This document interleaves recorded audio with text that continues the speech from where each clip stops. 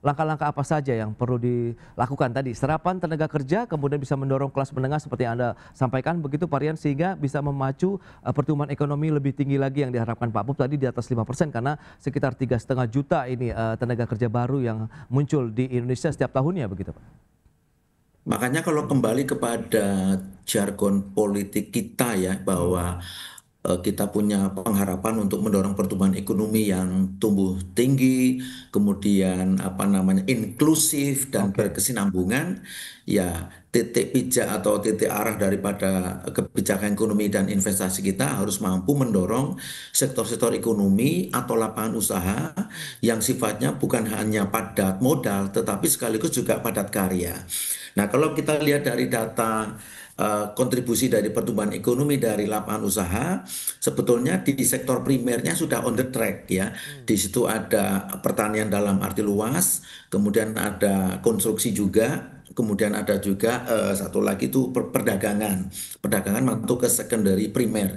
Tapi nature daripada sektor-sektor utama itu yaitu membuka apa namanya padat modal ya, tapi juga padat karya, artinya menyerap tenaga kerja. Nah, harusnya space atau stand ini yang harus dijaga.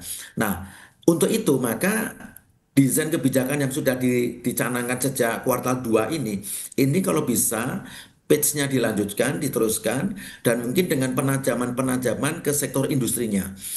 Jangan lupa kita tadi saya baru ingat bahwa bagaimanapun pertumbuhan ekonomi kita yang 5,12% itu juga sumbangsih dari arah kebijakan baik dari sisi fiskal kemudian dari sisi moneter itu yang memang sudah sama-sama tone-nya itu pro growth atau pro pertumbuhan. oke. Bank Indonesia misalnya di bulan Juni tetap mempertahankan BI rate waktu itu 5,5%. Itu cukup akomodatif untuk ya sektor keuangan maupun sektor real.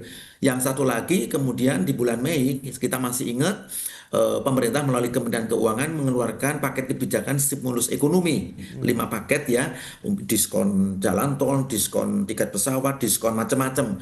Ya, akumulasi budgetnya itu kurang lebih 24,4 triliun. Itu sebagai pancingan dan itu memang terbukti ya mendorong pertumbuhan konsumsi rumah tangga yang tadi saya bilang hampir mendekati 5%, which is ini cukup besar karena pertumbuhan konsumsi rumah tangga yang 4,97% itu setara atau ekivalen dengan share konsumsi rumah tangga terhadap total PDB kita kurang lebih 54,6%. Jadi hmm. cukup besar. Nah, kembali Mas Pras, mudah-mudahan stand kebijakan dari sisi moneter maupun dari sisi fiskalnya tetap sama-sama bersifat dovish atau longgar. Kemudian dari fiskalnya terus counter cyclical policy, kemudian dari Bank Indonesianya juga arah kebijakan suku bunga acuannya atau BI-nya tetap masih dalam koridor yang Hmm. akomodatif. Masih ada ruang bagi BI mungkin ya untuk satu atau dua kali lagi kemungkinan bisa menurunkan suku bunga acuannya. Itu Wow. highlight yang saya bisa sampaikan, Mas Bro. Ya, ya menarik kalau kita cermati masih ada ruang suku bunga acuan diturunkan oleh Bank Sentral. Kita akan bahas lebih jauh nanti dampaknya terkait dengan dunia usaha, kemudian bagi masyarakat sendiri untuk daya belinya di segmen berikutnya. Kita akan jeda kembali sebentar Pak Bob dan juga Pak Rian. Dan pemirsa, kami akan segera kembali usai pariwara berikut ini.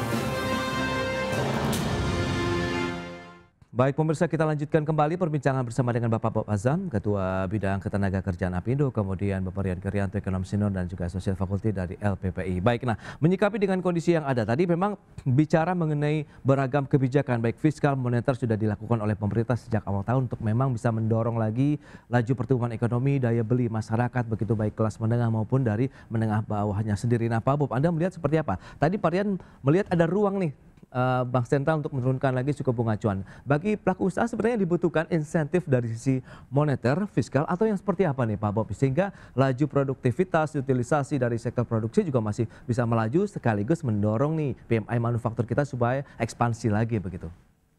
Ya sebenarnya kan kalau kita lihat indikator makroekonomi kita kan cukup baik ya. Ya, Suku bunga, kemudian juga trade balance kita, kemudian juga pertumbuhan ya. Itu baik semua indikatorsnya. oke. Tapi sekarang persoalannya sektor realnya gitu loh ya. Hmm, Nah ini kan yang kita lihat bahwa sektor real ini menggeliat ya baru hanya beberapa sektor, tetapi industri yang banyak menyerap tenaga kerja, ya. Kemudian juga pekerja itu kan punya dua sisi. Sisi yang pertama dia adalah konsumen, jadi kemudian sisi yang kedua dia ada produsen, ya. Jadi kalau misalnya industri berkembang, ini dari sisi produksi kita bisa meningkat, kemudian sisi konsumsi juga kita bisa meningkat. Jadi ini penting sekali gitu loh. Nah, pekerja ini kan yang perlu disupport adalah yang kelas menengah. Karena apa? Karena mereka belanja barang-barang yang sifatnya memberikan multiplier efek yang lebih besar ya daripada yang di bawah. Nah, ini yang menjadi pusat perhatian kita. Nah, sebenarnya yang kita tunggu dari dunia usaha adalah insentif-insentif yang lebih berani lagi untuk menggerakkan kelas menengah ya, seperti misalnya subsidi kredit ya. Kita lihat juga laju pertumbuhan kredit juga turun terus nih ya. Sekarang udah 1 digit ya.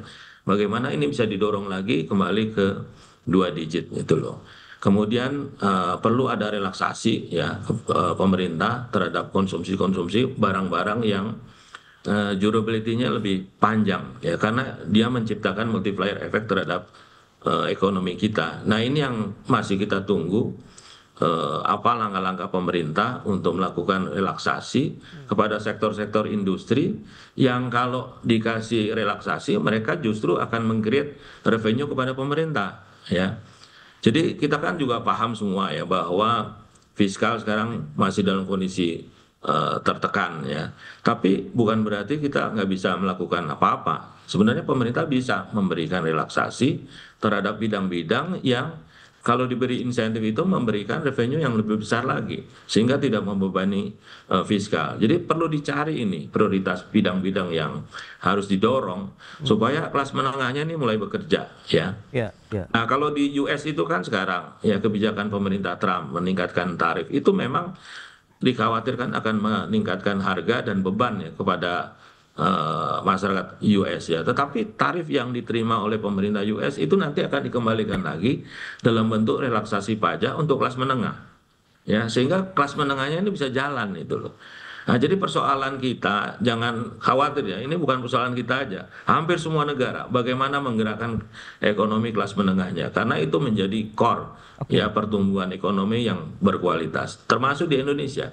Itu yang sedang kita tunggu. Kalau untuk Baik. yang kelas bawah is okay ya, makroekonomi pemerintah sudah cukup baik ya. Oke. Nah, tinggal sekarang bagaimana menggerakkan kelas menengah. Itu PR kita.